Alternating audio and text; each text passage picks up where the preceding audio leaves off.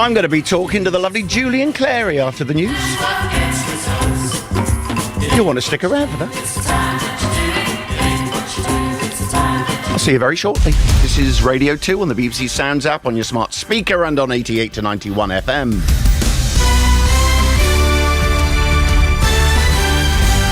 BBC News at midday, this is Andrew Peach. One of the unions which has called a strike on Britain's rail network this month has said it'll mount the fiercest resistance possible to government plans to allow agency staff to fill in for striking workers during future stoppages. The RMT union said it would oppose any attempts to reduce its rights. The Northern Ireland Secretary, Brandon Lewis, has told the BBC Sunday Morning programme a range of measures were being considered. We're going to make sure that railways are run safely and properly, but we've got to do everything we can to ensure they're being run. So we've got to look at every option out there and explore everything we can do as a government to get the support in there to help people get to work, get to school, get to hospital, or wherever they need to get to in their everyday lives. Brandon Lewis has also insisted the government's bill to override parts of the Northern Ireland Protocol won't breach international law. The legislation, published tomorrow, is designed to reduce checks on goods crossing the Irish Sea. But the president of Sinn Féin, Mary Lou McDonald, said Mr Lewis was talking through his hat.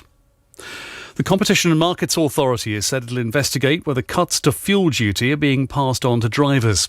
The Business Secretary, Kwasi Kwarteng, wrote to the regulator asking it to look into concerns that customers weren't getting what he called a fair deal at the pumps. The head of the business group, the CBI, has urged the government to behave as it did during the pandemic to help the UK avoid a recession. Tony Danker told the BBC it didn't require a great national crisis for the Prime Minister and Chancellor to make big decisions quickly to stabilise the economy.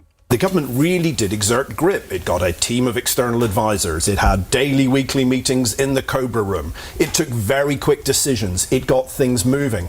That's the kind of behaviour we need from government now. Business as usual. Let's have a budget in November and let's keep having a debate amongst the Conservative Party about what's the right way to do taxes or how should we get harder on Brexit.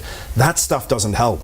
A huge fire has broken out at a chemical plant in the eastern Ukrainian city of Severodonetsk, caused by Russian shelling.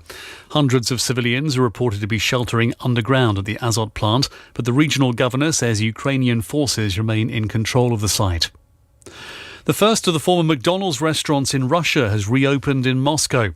The American fast food chain pulled out of the country last month in response to the invasion of Ukraine and sold its 850 restaurants to a Russian businessman. Their new name translates as Tasty and That's It. Our Russia editor Steve Rosenberg has been to see one. Gone are the Golden Arches, gone too the legendary Big Mac. The new owners hope, though, that customers won't notice too many other differences.